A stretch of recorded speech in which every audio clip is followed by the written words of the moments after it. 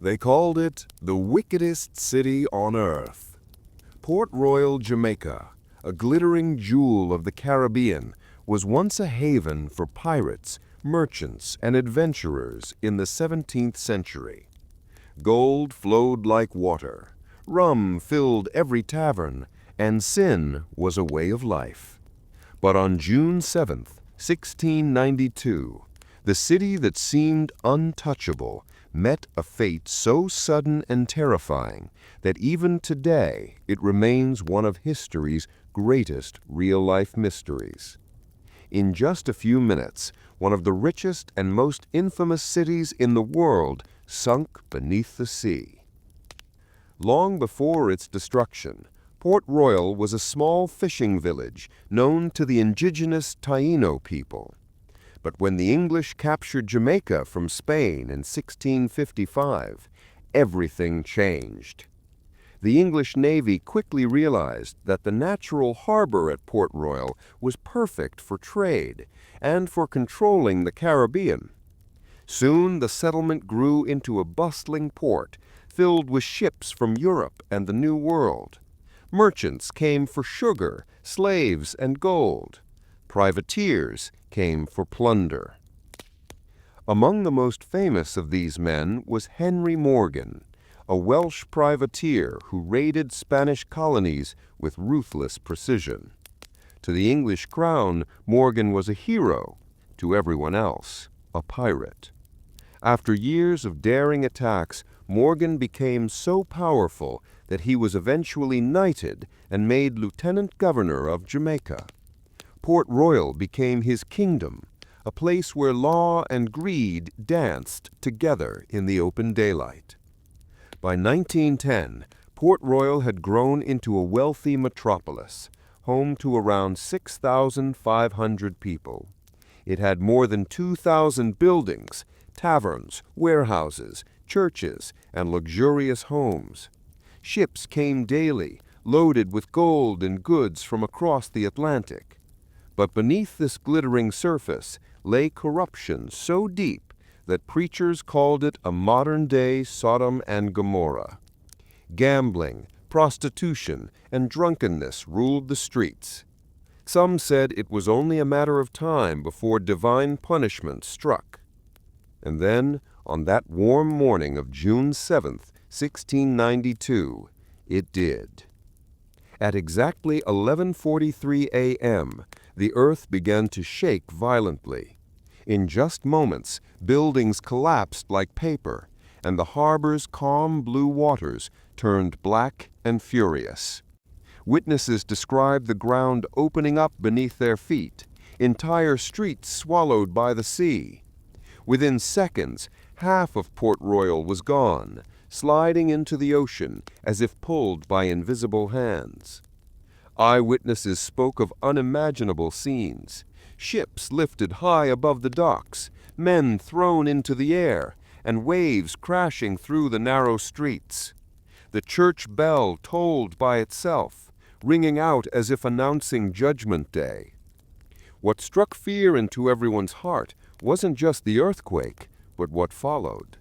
The sea itself rose up in a massive tsunami, washing over what little of Port Royal remained. Survivors clung to floating debris, while others prayed from rooftops that were quickly disappearing beneath the water. When the shaking stopped, 2/3 of the city had vanished beneath the waves. More than 2,000 people were dead.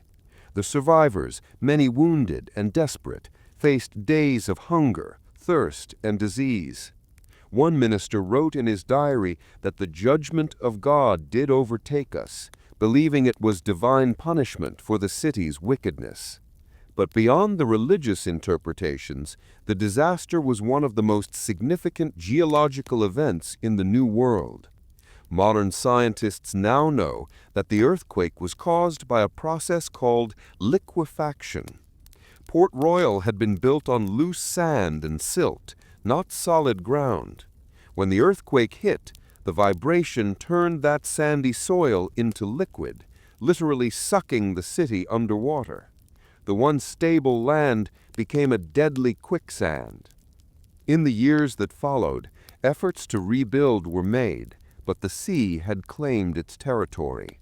Pirates fled elsewhere, merchants moved to Kingston, and Port Royal became a shadow of its former self. What once was a center of wealth and pleasure became a ghost town haunted by its past. But the story doesn't end there. Over the centuries, the sunken city remained buried beneath the waves, perfectly preserved under layers of sand. In the 20th century, archaeologists began exploring the ruins. What they found was astonishing. Because the city had sunk so suddenly, many artifacts were frozen in time. Tables still set with dishes, bottles of wine unopened, coins scattered across the streets. It was like walking into a 17th century time capsule. Divers discovered entire buildings still standing on the ocean floor, with doors, staircases, and even personal belongings intact. It became one of the world's only underwater archaeological sites where people could literally swim through history. The findings revealed not just the tragedy of the earthquake, but also the vibrant life of the people who lived there. The merchants who gambled fortunes, the sailors who spent their nights in taverns, and the slaves who toiled under brutal conditions. Port Royal's ruins tell a story of greed, glory, and sudden destruction, a reminder of how fragile civilization can be. Even today, parts of the old city remain underwater, resting about 40 feet below the surface. Marine archaeologists continue to uncover artifacts, clay pipes, Spanish coins, iron anchors, and wooden structures that have survived for more than 300 years. These discoveries have turned Port Royal into one of the most important historical sites in the Caribbean. But many locals still speak of ghosts beneath the waves. Fishermen tell stories of strange sounds coming from below, bells ringing faintly in the depths, the echoes of laughter from a long-dead tavern, or shimmering lights that appear at night above the water.